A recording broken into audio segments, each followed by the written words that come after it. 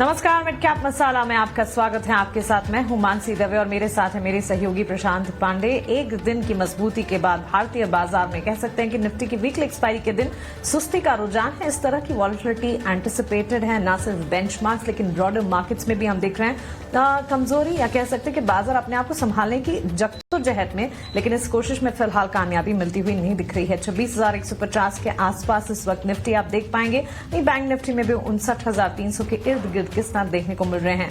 Broader markets में छोटे मझोले शेयर्स में भी सपाट कामकाज हम देख रहे हैं। हालांकि रेलवे स्टॉक्स पर खासतौर से नजर रखनी चाहिए। रेलवे काउंटर्स में अच्छा खासा एक्शन, मजबूती, लगातार 2 ट्रेडिंग सेशन से रेलवे स्टॉक्स में अच्छी तेजी का रुझान देखने को मिल रहा है। आईटी सेक्टर में चाहे फिर वो लार्जर आईटी प्लेस हो या फिर मिड कैप आईटी स्टॉक्स हो, बिकवाली का दवा, और ये बिकवाली जो है 4 दिन की तेजी के बाद आईटी सेक्टर जो है फिलहाल कामकाज नहीं कर पा रहा। आज के सत्र में निफ्टी आईटी इंडेक्स पर भी नजर होनी चाहिए। इसके अलावा मिड कैप में लगभग स्टॉक वाइज अगर देखेंगे NMDC, RBNL, Denmark pharma, oil India जैसे स्टॉक से जहां पर मजबूती देखने को मिल रही है। ऑन द फ्लिप साइड हम देख पाएंगे कोफोर्ज, कोरोमैंडल, फोर्टिस, डिक्सन टेक्नोलॉजीज जैसे स्टॉक्स हैं जो कि आज कमजोरी झेल रहे हैं। All in all market breadth और टेक्सचर की अगर बात करें, वॉलेटाइल है और एक्सपायरी के दिन इस तरह की वॉलेटिलिटी बिल्कुल एंटिसिपेटेड है। लेकिन क्रिसमस का हफ्ता है, सैंटा रैली का इंतजार है। कल के सत्र में तो उम्मीद थी, आज के सत्र में देखते हैं फर्स्ट हाफ से लेकर second half of the market किस तरह पैन आउट होता है। गुड मॉर्निंग प्रशांत, कैसे रीड कर रहे हैं मार्केट्स को? ब्रॉडर मार्केट्स में भी हम देख रहे हैं उथल पुथल है आज।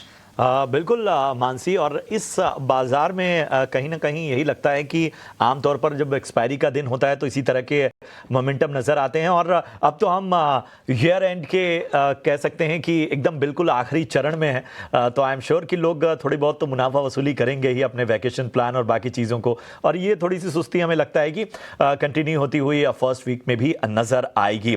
हालांकि ये है कि सेक्टर स्पेसिफिक और स्टॉक स्पेसिफिक एक्शन की अगर हम बात करें तो वो भरपूर है, और न्यूज़ फ्लो की वजह से हम देखें चाहे बाकी पहलुओं से, तो आप देखेंगे बाजार में आप देखिए 1768 शेयर एडवांस डिक्लाइन रेशियो में इस वक्त तेजी के साथ कारोबार कर रहे हैं। एडवांसेस का पलड़ा इस वक्त भारी होता हुआ, और 984 शेयर जो हैं वो इस वक्त डिक्लाइंस के इस वक्त यानी कि गिरावट के साथ कारोबार करते हुए नजर आ रहे हैं। और हम देख रहे हैं कि जिस तरह का, जैसे मैं न्यूज़ फ्लो की बात कर रहा था, तो न्यूज़ फ्लो में आप देखिए कि आज निफ्टी के टॉप गेनर में कोल इंडिया है, और कल से जो अहम खबर रही है और ख़ासतौर पे लगातार उसकी जो एक इकाई है उसमें जो न्यूज़ फ्लो आया है उसने एक बहुत बड़ा इम्पैक्ट साफ तौर पर यहाँ पर दिखाया है। आप देखेंगे कि साफ तौर पर अगर हम बात करें बाजार की, तो भले ही बाजार सपाट है लेकिन एक्शन जो है वो साफ तौर पर सेक्टर स्पेसिफिक और स्टॉक स्पेसिफिक नजर आता हुआ। चलिए अब एक्शन दिखाते हैं आपको कि आखिर मिड कैप में धमाकेदार एक्शन कहां पर देखने को मिल रहा है। लेकर आइए मिड कैप के धमाकेदार एक्शन वाले शेयर, और यहां पर आप देखेंगे कि जबरदस्त एक्शन जुपिटर वैगन्स में। जी हां, आज फिर 6% भागा है। प्रमोटर के हिस्सा खरीदने की खबर से जो है वो यहां पर जबरदस्त इंपैक्ट देखने को मिल रहा है। लगातार दूसरा दिन है, कल भी अच्छा चला था ये शेयर और इस पर हमने राय भी दी थी। रेलवे का दूसरा काउंटर भी है, इरकॉन, जी हां, और रेलटेल। अब देखिए कि कल खबर आई कि 26 दिसंबर से जो रेलवे के किराए हैं, वो चाहे जनरल टिकट्स पे हों चाहे वो बाकी श्रेणी के किराए हों, वो बढ़ सकते हैं, और अलग अलग इसमें कंडीशंस हैं। लेकिन जाहिर सी बात है कि जब किराए बढ़ते हैं तो उसका इम्पैक्ट हमें देखने को मिलता है रेलवे शेयरों पर, और इरकॉन, रेलटेल तो चल ही रहे हैं। जुपिटर वैगन्स किसी और वजह से चल रहा है, जो प्रमोटर के हिस्सा खरीदने की खबर थी, कल भी चला था। और कोफोर्ज, जी हाँ, यहाँ पर जो है वो करेक्शन देखने को मिल रहा है। आईटी का दिग्गज प्लेयर, और 4 दिन की तेजी के बाद आज हम पूरे आईटी पॉकेट में मुनाफा वसूली देख रहे हैं। कोफोर्ज में भी वो इम्पैक्ट हम देख पा रहे हैं। चलिए मानस जायसवाल जी हमारे साथ इस वक्त जुड़ चुके हैं। मानस जी, गुड मॉर्निंग, प्रशांत बात कर रहा हूं। हमें बताइए बाजार पे रणनीति, एक्सपायरी का दिन प्लस ईयर एंड, ये तमाम फैक्टर्स हैं, ये एक्सपेक्टेड था, ये आपको लगता है कि थोड़ा सा और जो है वो गिरावट हो सकती है? Good morning Prashant ji. तो देखिए, जहां तक बात निफ्टी की है, एक क्लियर कट ट्रेंड में रिवर्सल कल देखने को मिला। निफ्टी ने हायर टॉप हायर बॉटम्स का कंफर्मेशन दिया, बहुत ही कंफर्टेबली 10 और 20 डे मूविंग एवरेज के ऊपर ट्रेड कर रहा है। आज मॉर्निंग में जो रीसेंट हाई था निफ्टी का 26,202 का, उसको टेस्ट किया, वहां पर प्रॉफिट बुकिंग देखने को मिली है। लेकिन इसका मतलब ये नहीं है कि ये रिवर्सल है। मेरे हिसाब से ट्रेंड अभी भी पॉजिटिव है। और जब तक 20 डे मूविंग एवरेज जो कि 25,950 के आसपास है, उसके ऊपर निफ्टी ट्रेड करता रहेगा, ट्रेंड पॉजिटिव बना रहेगा। अगर एक ट्रेड लेना हो तो अब आपको टारगेट सेट करने हैं 26,325 के। करंट लेवल्स पे आप खरीदारी कर सकते हैं। स्टॉप लॉस आपके 26,100 के नीचे रहेंगे। ये मैंने स्पॉट लेवल्स बताए, तो अकॉर्डिंगली आप एक ट्रेड ले सकते हैं, लेकिन ट्रेंड पॉजिटिव लगता है। बैंक निफ्टी में हालांकि कंसोलिडेशन हो रहा है, यहाँ पर अभी भी ब्रेकआउट देखने को नहीं मिला। जो ब्रेकआउट का स्तर है वो 59,500 है। अगर 59,500 के ऊपर बैंक निफ्टी जाएगा तभी खरीदारी करनी चाहिए। हालांकि आपने अगर लॉन्ग पोजीशन बना रखी है तो 58,900 के स्टॉप लॉस से आप पोजीशन को होल्ड कर सकते हैं।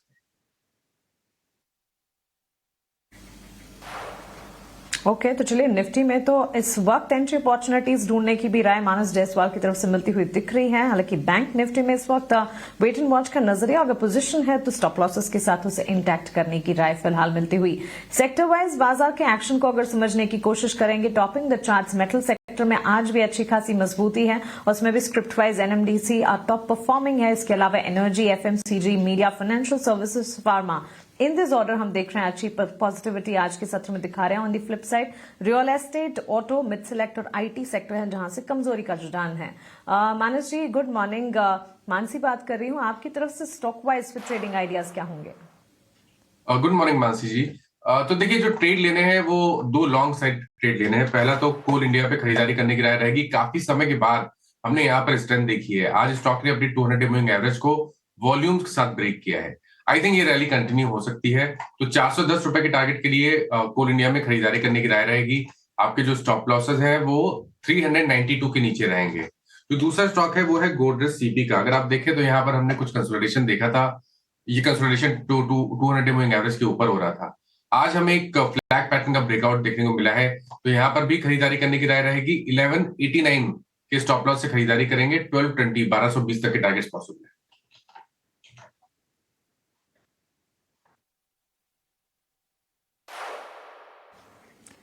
ठीक है तो चलिए दो स्टॉक्स इस वक्त मानस जायसवाल की तरफ से, कोल इंडिया और गोदरेज कंज्यूमर, दोनों पर खरीदारी के मौके, टारगेट स्टॉप लॉसेस के साथ उनकी स्ट्रैटेजी इस वक्त आप अपने स्क्रीन पर देख रहे हैं। कोल इंडिया में खरीदारी के मौके ढूंढे 410 के टारगेट्स को एंटिसिपेट किया जाता है। 392 392 का स्टॉप लॉस मेंटेन करना होगा। वहीं गोदरेज कंज्यूमर एफएमसीजी स्पेस 1220 के टारगेट्स को ध्यान में रखते हुए 1179 1189 का स्टॉप लॉस मेंटेन करते हुए खरीदारी का मौका यहां पर भी बनता हुआ। तो कोल इंडिया, गोदरेज कंज्यूमर, दो स्टॉक्स इस वक्त मानस जायसवाल की पसंद। लेकिन चलिए अब आगे बढ़ते हैं और मिड कैप में एक्शन वाले स्टॉक्स, तेजी वाले स्टॉक्स कौन से वो भी आपके सामने रखते हैं और साथ साथ मिड कैप में गिरने वाले स्टॉक्स की लिस्ट भी आपके स्क्रीन पर लेकर आते हैं। जैसे कि हम बता रहे थे, मेटल सेक्टर कल भी शाइन कर रहा था और आज के सत्र में भी परफॉर्मेंस वहां पर देखने को मिल रही है और उसमें भी एनएमडीसी का स्टॉक है जो कि अच्छी खासी तेजी दिखा रहा है। रेलवे स्टॉक्स में लगातार दूसरा सेशन है जबकि अच्छा एक्शन हम देख रहे हैं। इन मिड कैप अगर देखेंगे आरवीएनएल में अच्छी खासी मजबूती के बीच कामकाज लगातार दूसरे दिन आप देख पाएंगे। ग्लेनमार्क फार्मा और मैनकाइंड फार्मा जैसे स्टॉक्स भी हैं। डिफेंसेस का काम करते हुए फार्मा स्पेस इस वक्त वॉलेटाइल मूव्स में बाजार को संभालने का काम कर रहे हैं। गिरने वाले स्टॉक्स में मिड कैप आईटी प्लेस हैं, कोफोर्ज, इसके अलावा कोरोमैंडल, सोनाकॉमस्टार और एसीसी जैसे काउंटर्स हैं। मानस जी सवाल रेलवे स्टॉक से शुरुआत करेंगे। रेलवे स्टॉक्स में लगातार दो ट्रेडिंग सेशन से अच्छी मजबूती है। आरवीएनएल के स्टॉक में देखें करीब 1.5 से 2% का इजाफा। एग्जिस्टिंग पोजीशन अगर किन्हीं ने बनाकर रखी है तो फिर राय क्या होगी? तो देखिए, इंडिकेशन तो 2 दिन पहले आ गए थे जब स्टॉक ने अपने 10 and 20 मूविंग एवरेज को रीगेन किया था और हायर टॉप्स हायर बॉटम्स का कंफर्मेशन दिया था। तो सबसे सही समय तो वही था खरीदारी करने का। लेकिन ट्रेंड की बात करें तो ट्रेंड तो अभी भी पॉजिटिव है। मेरा समझना है कि स्टॉक अपने 200 मूविंग एवरेज जो कि 350 रुपए के आसपास है उसको टेस्ट करने की कोशिश कर सकता है। तो आपके पास जो लॉन्ग पोजीशन है वहां पर बिल्कुल पोजीशन को होल्ड करना चाहिए। 332 रुपए का आपको स्टॉप लॉस लगाना है।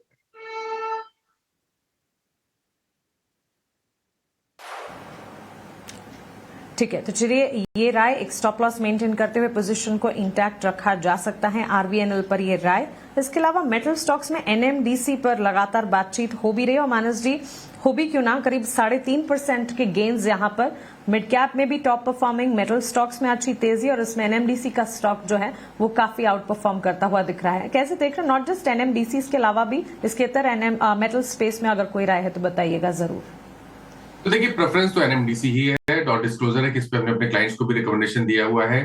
पिछले 3 मंथ से अगर आप देखें तो 80 रुपए का आंकड़ा स्टॉक ब्रेक नहीं कर पा रहा था। आज स्टॉक ने 80 रुपीज के लेवल को ब्रेक किया है। वहां पर काफी बढ़िया वॉल्यूम देखने को मिले हैं। तो आई थिंक एक क्लियर कट ब्रेकआउट मूव है। यहाँ पर करंट लेवल्स पे पोजीशन ट्रेड ले सकते हैं। स्टॉप लॉस आपको 78-90 के नीचे लगा के रखना है और टारगेट आपको 85 रुपीज के सेट करना है। ठीक है, तो 85 रुपए के लक्ष्य के लिए यहां पर आप एनएमडीसी में खरीदारी करके चल सकते हैं। स्टॉप लॉस का विशेष रूप से ध्यान रखिए। चलिए अब बढ़ते हैं और लेकर आइए जरा लूजर्स की लिस्ट। आखिर खास तौर पे अगर मिड कैप लूजर्स की लिस्ट आपके सामने लाएं तो आप देखेंगे आईटी से कोफोर्ज, जिसकी चर्चा हमने शो की शुरुआत में भी की थी, पूरे आईटी पॉकेट पर दबाव है और कोफोर्ज जो है 4.5%, अब गिरावट और ज्यादा गहराती हुई यहां नजर आ रही है।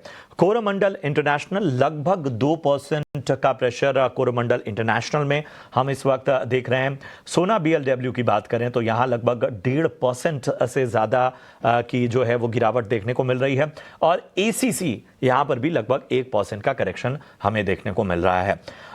तो मानस जी के पास आएंगे। मानस जी, कोफोर्ज, कोरोमंडल इंटरनेशनल, सोना बीएलडब्ल्यू और एसीसी, इन 4 स्टॉक पे जरा बारी बारी से नजरिया बताइए, क्या रणनीति रखी जाए? अगर आपको लग रहा है कि कोई स्टॉक का गिरावट में खरीदारी का मौका बन रहा है तो उसे प्रायोरिटी में सबसे पहले बताएं।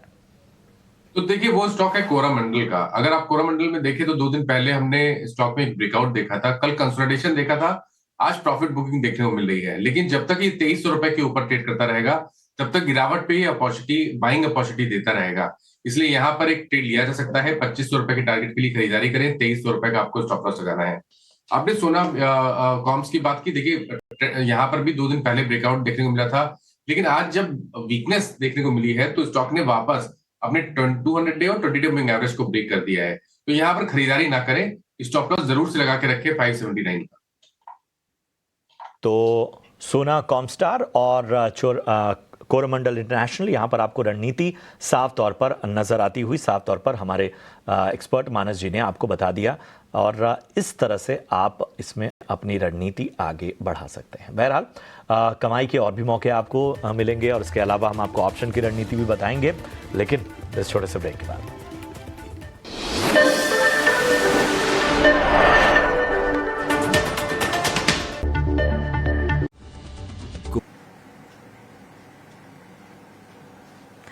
ब्रेक के बाद स्वागत है आपका। आप देख रहे हैं मिड कैप मसाला। मानस जायसवाल हमारे साथ बने हुए हैं। भारतीय बाजार में भले ही वॉलेटाइल मूव्स हो, लेकिन स्टॉक स्पेसिफिक आपके लिए अपॉर्चुनिटीज ढूंढने की लगातार कोशिश हम कर रहे हैं। ऐसे में आज के सत्र में उतार चढ़ाव के बीच मानस जी, डिफेंसिव्स के तौर पर फार्मा स्पेस है जो कि बाजार को संभालने का काम कर तो रहा है। अगर आप फार्मा स्पेस में इन पर्टिकुलर मिड कैप वाइज देखें तो ग्लेनमार्क फार्मा जैसे स्टॉक्स हैं जहां पर अच्छी मजबूती के बीच कामकाज देखने को मिल रहा है।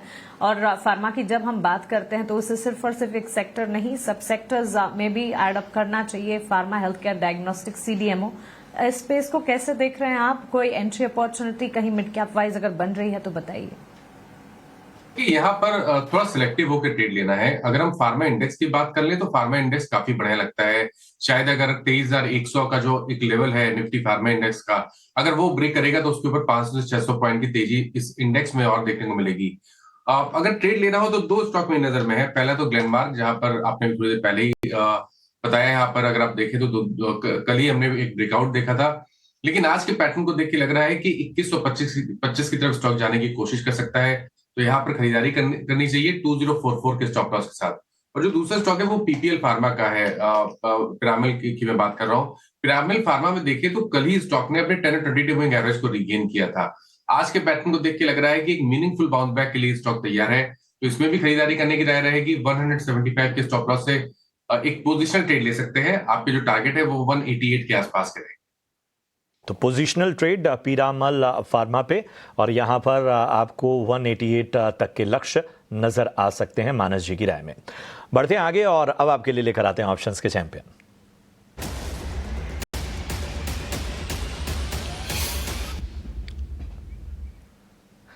और हमारे साथ एंजल वन से राजेश भोसले साहब चर्चा में शामिल हो रहे हैं। राजेश जी नमस्कार, प्रशांत बात कर रहा हूं। हमें बताइए ऑप्शन की रणनीति आज के लिए क्या होगी? जी नमस्कार प्रशांत जी, आफ्टरनून। देखिए, गोदरेज सीपी का अगर आप चार्ट देखें तो 16 दिसंबर को एक चैनल ब्रेकआउट देखने को मिला था। उसके बाद लास्ट 4 सेशन से कंसोलिडेट कर रहा अराउंड 200 डे में, और आज एक कंटिन्यूएशन फ्लैग पैटर्न ब्रेकआउट जो है इसमें दिखाई दे रहा है। तो गोदरेज सीपी काफी अच्छा लग रहा है। 1200 का कॉल ऑप्शन यहाँ पे बाय करना है, 1400 के आसपास ट्रेड करा है, बाय करना है with stop loss of 4 for the targets of 34।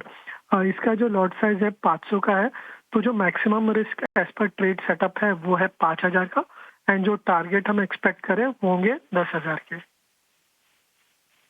तो ये है रणनीति राजेश जी की तरफ से। शुक्रिया करेंगे राजेश जी आपका अहम रणनीति के लिए। गोदरेज प्रॉपर्टीज आपको खरीदनी है, 1200 के कॉल ऑप्शन आपको 14 रुपए के प्रीमियम पे।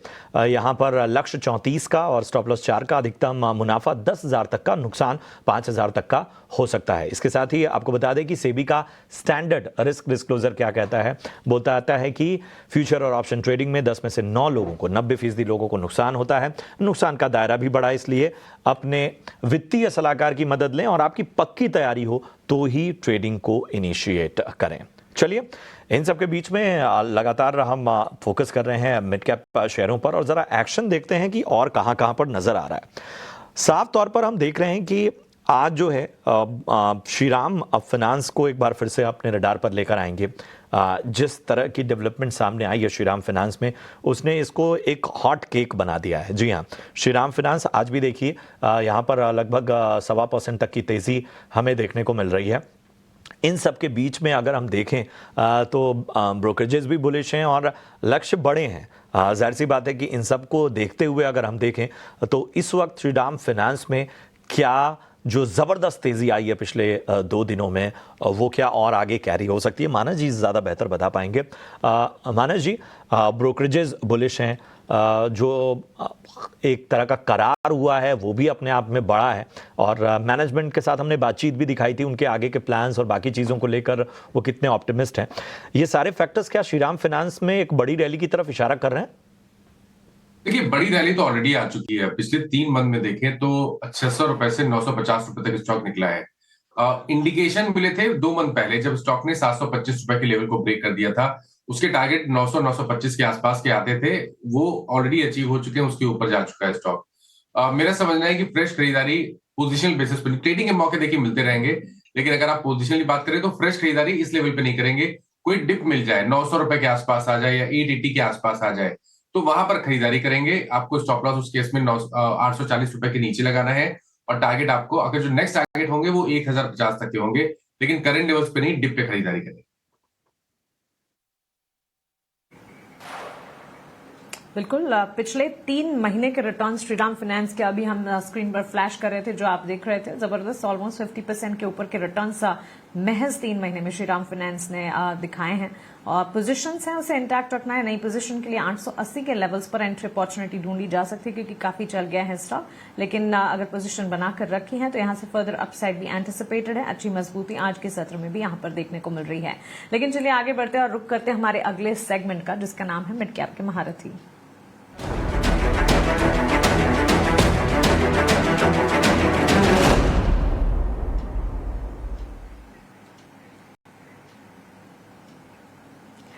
मिड कैप के महारथी में आज हमारे साथ SBI कैप सिक्योरिटीज के सनी अग्रवाल जुड़ गए हैं। सनी, गुड मॉर्निंग, स्वागत है आपका ईटी नाउ स्वदेश में। बताएं आज का महारथी स्टॉक आपकी तरफ से कौन सा है? Good morning everyone and thanks for having me on the show. आज एनबीसीसी इंडिया को मैं रिकमेंड करना चाहूंगा with an price target of 135 rupees. Basically CPSC company है, प्रीडोमिनेंटली प्रोजेक्ट मैनेजमेंट कंसल्टेंसी के क्षेत्र में काम करती है, जहां हम देखते हैं कि एसेट लाइट बिजनेस मॉडल होता है कि जो भी प्रोजेक्ट मिलते हैं उन्हें थर्ड पार्टी से एग्जीक्यूट कराकर जो मार्जिन होता है 5 to 6% उसे रिटेन करती है कंपनी। क्वार्टर 2 के बाद हमने देखा था कि कंपनी की तकरीबन 1.28 लाख करोड़ की ऑर्डर बुक है, जिसमें से 34-35 हजार करोड़ के जो ऑर्डर्स है उसमें करंट एग्जीक्यूशन चल रहा है। और अगर आप 1.25 लाख करोड़ की जो ऑर्डर बुक है उससे स्प्लिट करेंगे तो 47% पीएमसी जो कि प्रोजेक्ट मैनेजमेंट कंसल्टेंसी के फेवर में और 53% रीडेवलपमेंट के फेवर में है। Q2 में हमने देखा था कि थोड़ा सा मार्जिन प्रेशर आया था कंपनी के ऊपर, बट उसके पीछे कारण ये था कि जो आम्रपाली का जो इनका रीडेवलपमेंट प्रोजेक्ट है वहाँ एग्जीक्यूशन कम हुआ था, जो कि लगता है कि सेकंड हाफ में अब बेहतर होते हुए दिखेगा। ओवरऑल सेकंड हाफ में भी ऑर्डर इनफ्लो काफी रोबस्ट रहने की उम्मीद है। अगर मैं फुल ईयर बेसिस पे बात करूं तो FY26 में लगता है कि 14,200 14,500 करोड़ के आसपास की टॉप लाइन कंपनी दर्ज कर सकती है, जो कि 20% की ग्रोथ हम देखेंगे फुल ईयर बेसिस पर। और अगर हम प्रॉफिट की बात करें तो हमें लगता है कि 700 750 करोड़ का profit company full year basis पर दर्ज करेगी as compare to 550 crore in FY25। तो मुझे लगता है कि FY26 will be a good year in terms of growth for NBCC।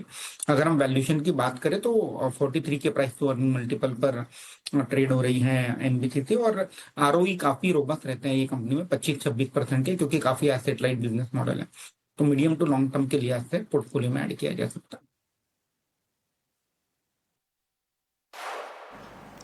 Well explain Sunny जी, बहुत शुक्रिया आपका हमारे साथ जुड़ने के लिए और ये महारथी स्टॉक हमें बताने के लिए। 6 से 12 महीने का नजरिया 135 का टारगेट एंटिसिपेट करके चल रहे हैं। एनबीसीसी फंडामेंटल्स जिस तरह से सनी भी बता रहे थे, इसके अलावा भी date reduction, almost debt free company है, और साथ ही प्रॉफिट ग्रोथ की अगर बात करें ना, कैगर बेसिस पिछले 5 साल में 51% के कंपनी ने गुड प्रॉफिट ग्रोथ डिलीवर किया। साथ ही healthy dividend pay out ratios भी हैं। मानस जी, आपका भी शुक्रिया हमारे साथ जुड़ने के लिए, सवालों के जवाब देने के लिए और mid cap wise stock specific recommendation और बाजार पर अपनी स्ट्रैटेजी हमारे साथ शेयर करने के लिए। फिलहाल मिड कैप मसाला को हम यहीं समेटने जा रहे हैं। मुझे और प्रशांत को आप दीजिए इजाजत, लेकिन 18 हाउस स्वदेश मार्केट का एक्शन लगातार जारी है। आप बने रहें हमारे साथ। नमस्कार।